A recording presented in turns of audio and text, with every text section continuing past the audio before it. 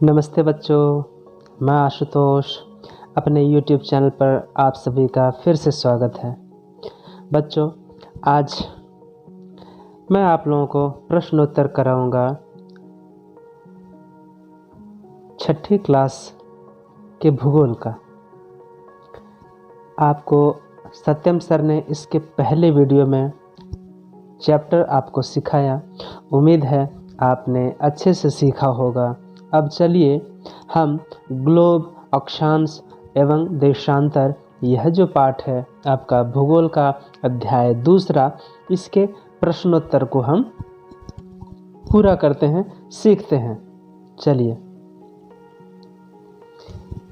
पहला प्रश्न है, खाली जगह जो रिक्त स्थानों की पूर्ति कीजिए। बच्चों, आप अपनी किताब निकाल लें, आप अपनी कॉपी निकाल लें जिसे आप नोटबुक कहते हैं, और आप अपनी पेंसिल या कलम सामने निकाल करके रख लें। और इसके बाद जो मैं बता रहा हूँ, जो आप YouTube पर देख रहे हैं, उसको आप अपनी कॉपी में नोट करते चलें, क्योंकि हमेशा तो आप YouTube से नहीं देखेंगे।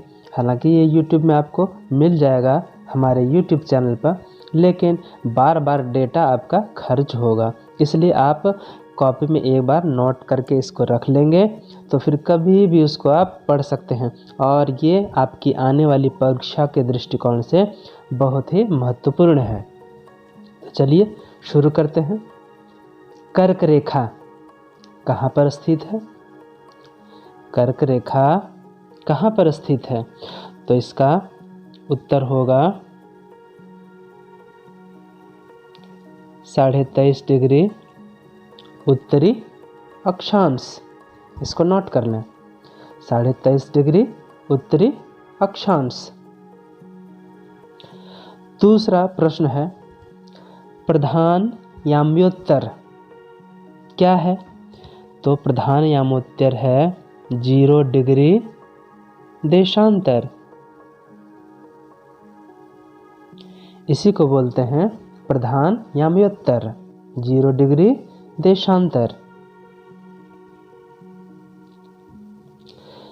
अगला प्रश्न है, 0 डिग्री याम्योत्तर को और किस नाम से जाना जाता है? तो इसको आप कुछ भी बोल सकते हैं, प्रधान याम्योत्तर, मुख्य याम्योत्तर, प्रमुख याम्योत्तर। ठीक है, ऊपर में इसका दिया हुआ है दूसरे नंबर पे, उसी को आप फिर से लिख सकते हैं कि 0 डिग्री याम्योत्तर को प्रधान याम्योत्तर या फिर मुख्य लिखिए, मुख्य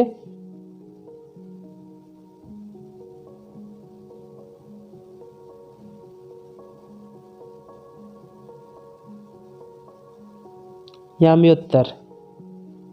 ठीक है, मुख्य याम्योत्तर के नाम से जाना जाता है। चौथा प्रश्न है, 2 अक्षांश रेखाओं के बीच के भाग को क्या कहते हैं?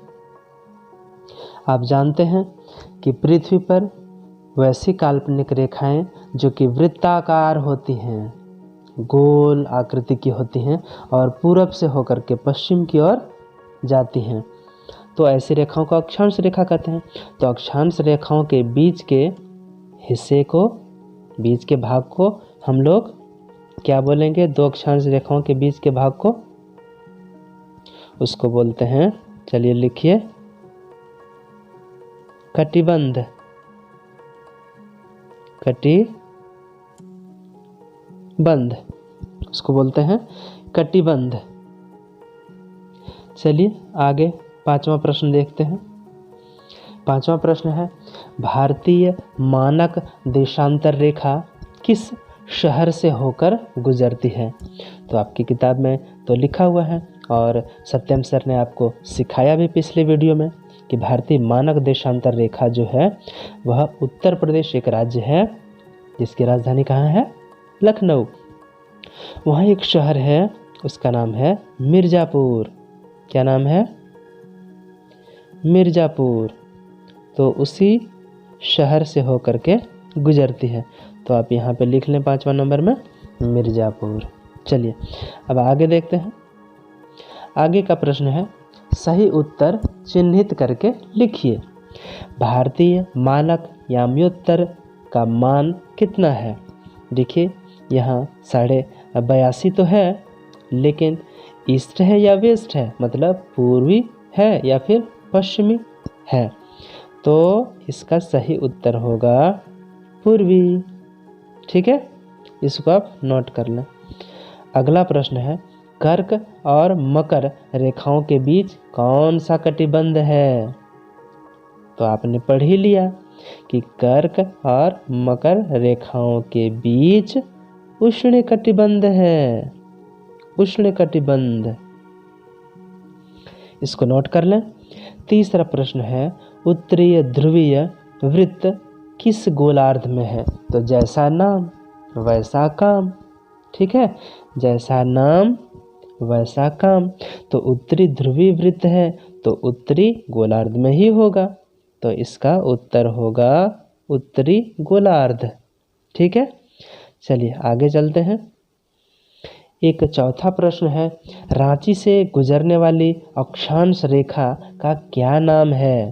रांची से जो गुजरती है वह तो 23.5 डिग्री उत्तरी अक्षांश है, उसका क्या नाम है?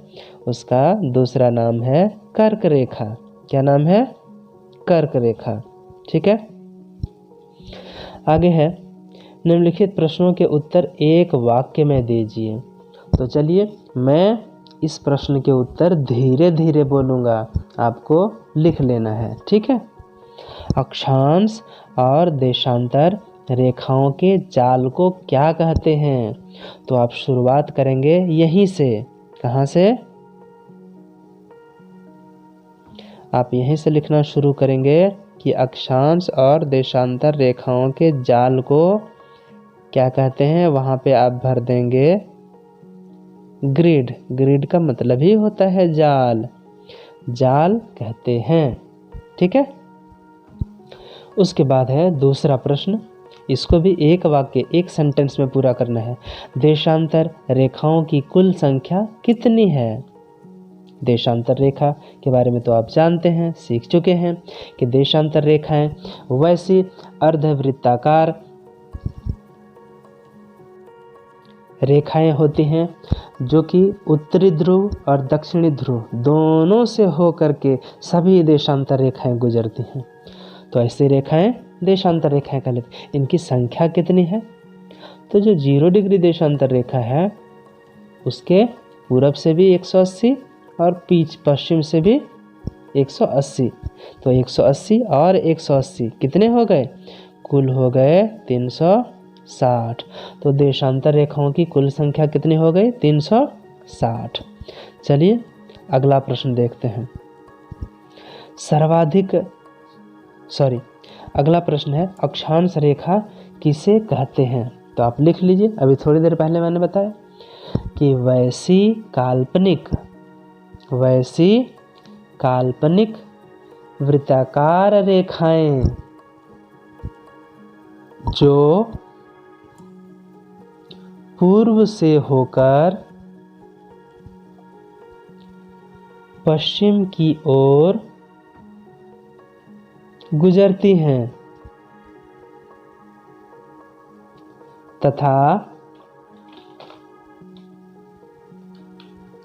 विषुवत वृत्त, विषुवत वृत्त लिखें या विषुवत रेखा एक ही बात है, विषुवत वृत्त के समानांतर होती हैं। मतलब जो 0 डिग्री अक्षांश है उसको हम लोग बोलते हैं विषुवत रेखा या विषुवत वृत्त। ठीक है, मान लीजिए यह पृथ्वी का एक गोला है। ठीक है, तो यहाँ से होकर के जो 0 डिग्री अक्षांश जो चलिए फिर से बनाते हैं। ये मान लीजिए ये पृथ्वी है। ठीक है, तो ये जो बीच से गुजरी 0 डिग्री अक्षांश रेखा, इसको हम लोग विषुवत रेखा भी बोलते हैं। ठीक है, तो इसी के समानांतर ऐसे ऐसे गोलाकार होती है।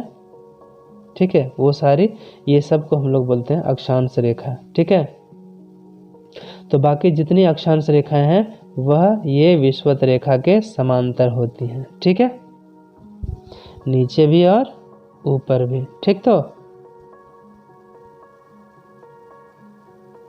ऐसे होती है। चलिए आगे देखते हैं चौथा प्रश्न। सर्वाधिक सूर्य तप किस कटिबंध में प्राप्त होता है?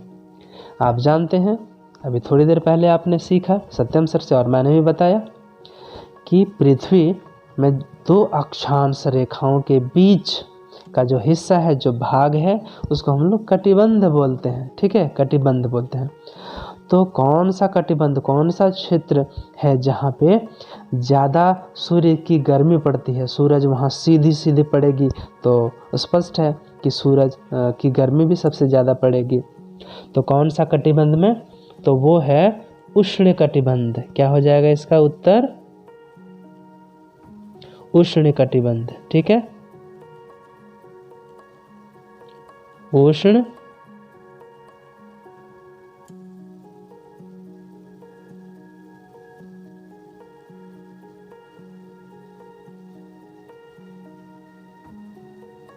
कटिबंध, ठीक है।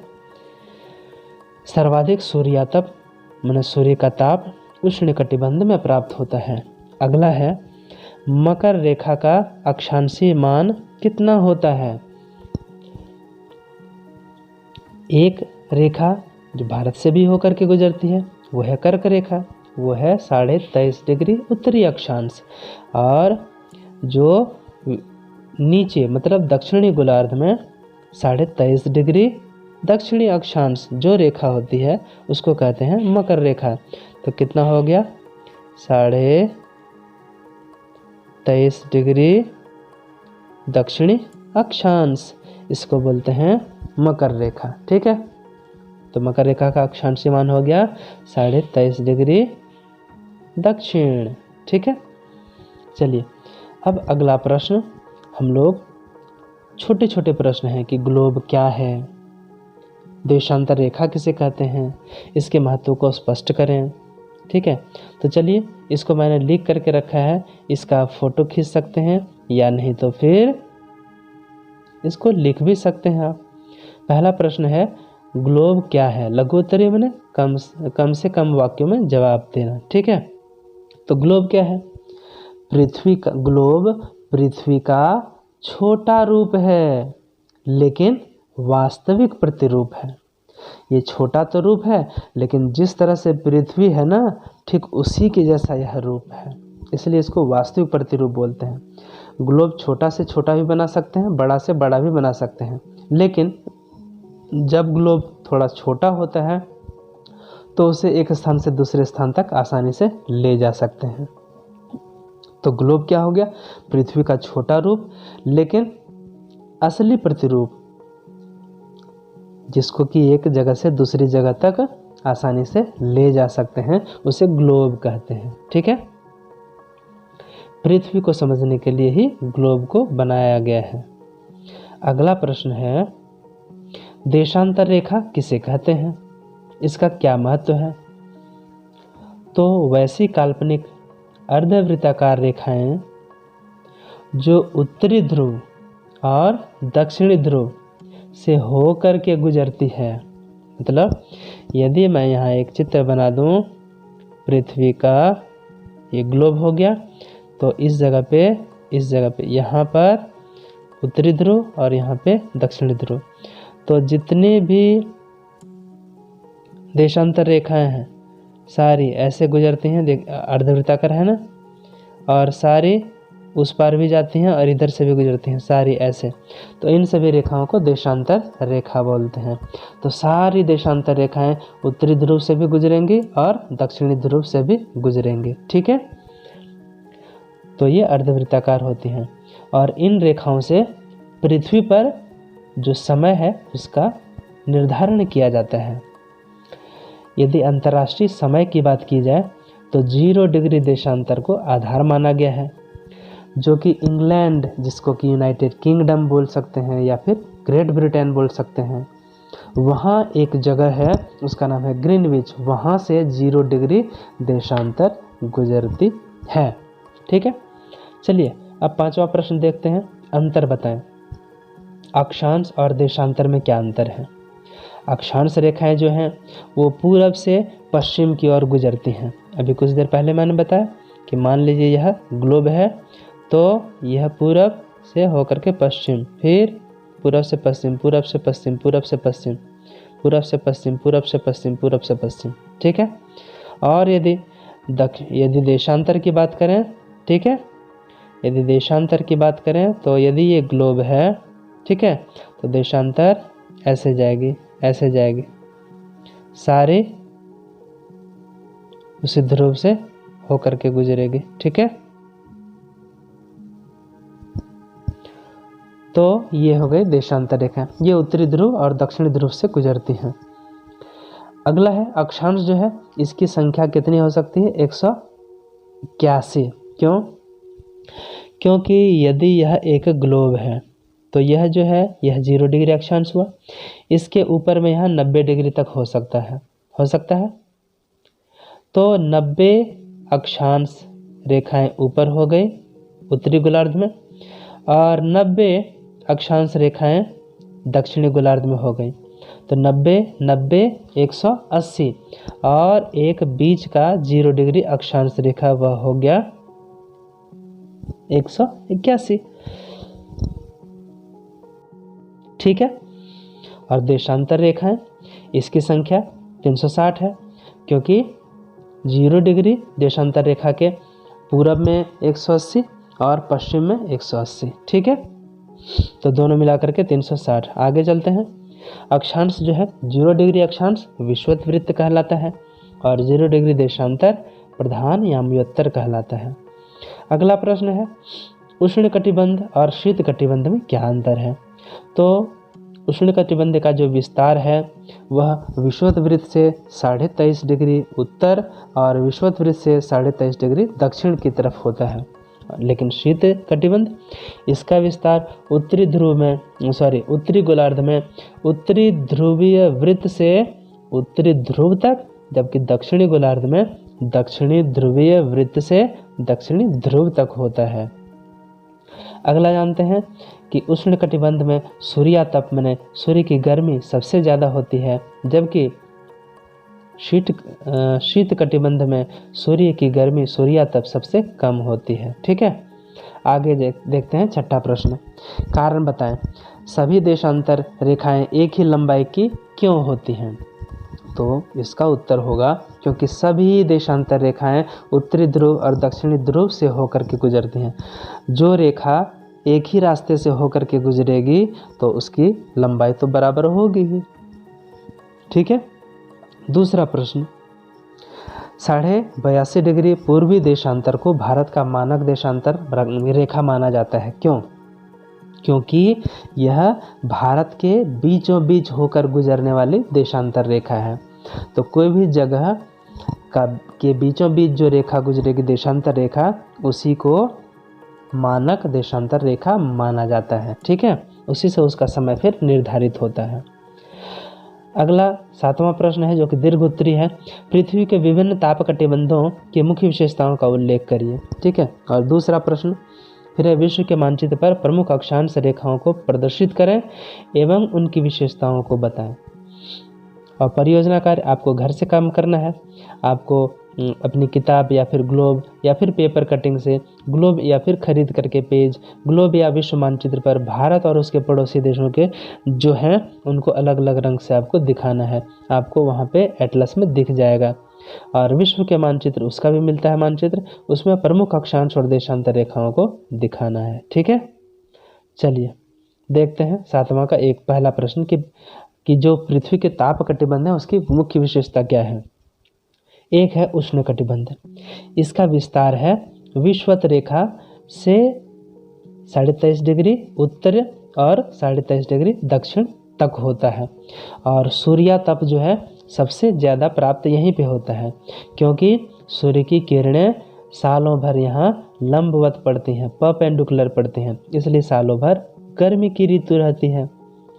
दूसरा है शीतोष्ण कटिबंध, इसका विस्तार उत्तरी गोलार्ध में कर्क रेखा और उत्तरी ध्रुवीय वृत्त, ठीक है, जो कि 66.5 डिग्री पर होता है के बीच, और दक्षिणी गोलार्ध में मकर रेखा और दक्षिणी ध्रुवीय वृत्त के बीच होता है।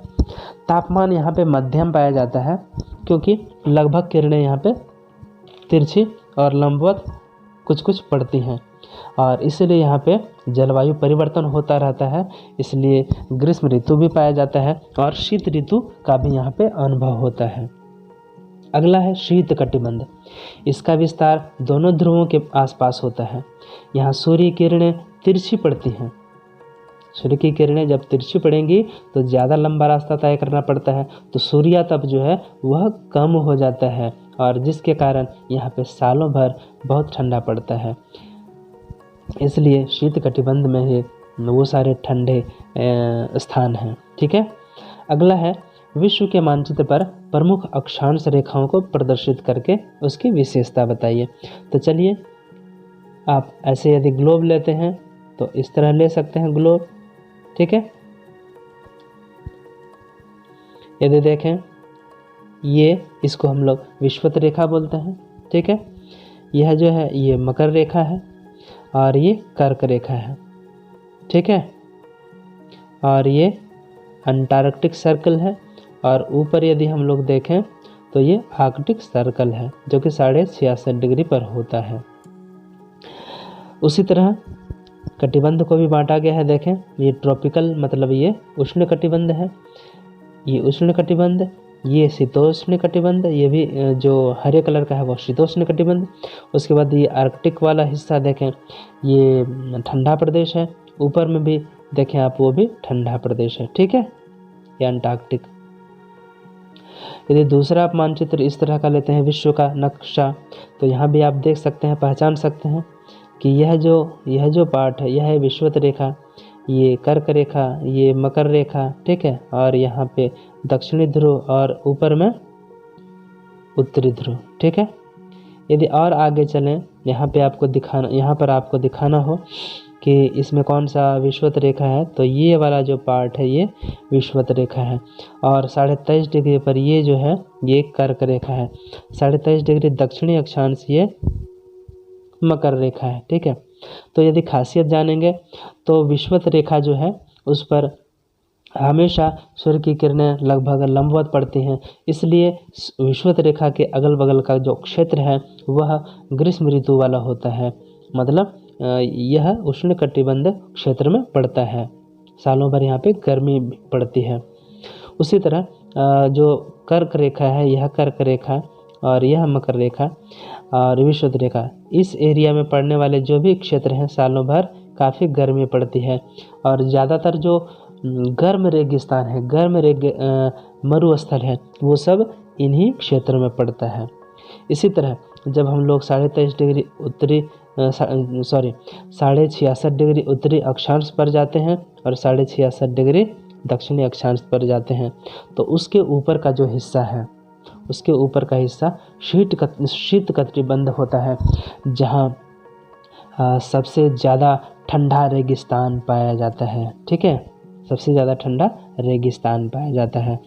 और ये बीच का जो क्षेत्र है, यह बीच का क्षेत्र होता है मकर रेखा, और ये उत्तरी ध्रुवीय वृत्त और ये दक्षिणी ध्रुवीय वृत्त, इन दोनों, ये हिस्सा और यहाँ पर ये हिस्सा, ये दोनों हिस्सा जो है इसको शीतोष्ण कटिबंध कहते हैं, क्योंकि शीत और उष्ण मतलब ठंडा भी थोड़ा और थोड़ा गर्म भी, इसलिए टेम्परेट लैंड के नाम से इसको जाना जाता है। तो ये था बच्चों आपका प्रश्नोत्तर। उम्मीद है आप समझ गए होंगे। यदि नहीं समझे तो फिर व्हाट्सएप ग्रुप में आप कमेंट करें, पूछें, अपने शिक्षक से पूछें, अपने टीचर से प्रश्न करें, और इसको अपनी नोटबुक में ज़रूर नोट कर लें ताकि आपको परीक्षा के दृष्टिकोण से समझने के लिए आसानी हो। ठीक है। यदि आप YouTube देख रहे हैं तो इसके नीचे कमेंट बॉक्स भी खुला है, वहाँ भी आप प्रश्न कर सकते हैं। ठीक है। यदि आपको अच्छा लगता है तो आप ज़रूर कमेंट करें और ज़रूर लाइक करें, उससे हमें समझ में आएगा कि आपको समझ में आया। यदि आप लाइक और कमेंट्स नहीं करते हैं तो हम लोग समझेंगे कि आपको थोड़ा कम समझ में आया। ठीक है। तो ठीक है बच्चों, आज के लिए बस इतना ही। मिलते हैं अगले वीडियो में नए टॉपिक के साथ। तब तक के लिए धन्यवाद। और लास्ट में एक प्रोजेक्ट है, उसे आप ज़रूर से ज़रूर बनाएं।